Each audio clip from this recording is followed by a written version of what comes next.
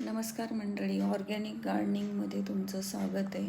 हे बघा, लाल देठाची आळूची पानं आहेत आणि मी आता ते कंद काढते त्याचा.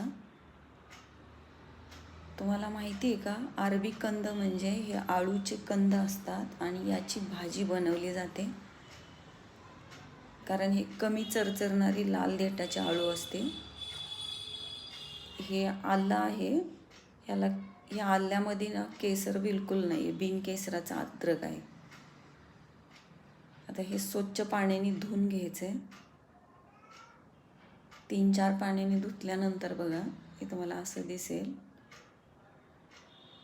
आता मी तुम्हाला हे थोडंसं सोलून दाखवते. याचं पूर्ण छिलकं काढून घ्यायचं. छिलकं काढल्यानंतर पण त्याच्यामध्ये ना खूप माती असते.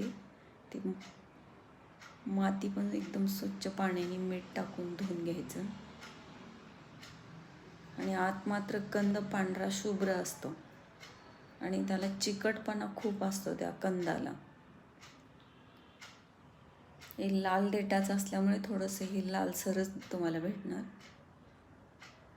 एकदम स्वच्छ करून घ्या. थोडी पण राहिलं तर माती राहील आतमध्ये. याचे खाण्याचे खूप फायदे आहेत. मूतखडा वगैरे ज्याला असेल तर तोही विरघळून खाली येतो. हे बघा, पांढरा शुभ्र कंद आहेत.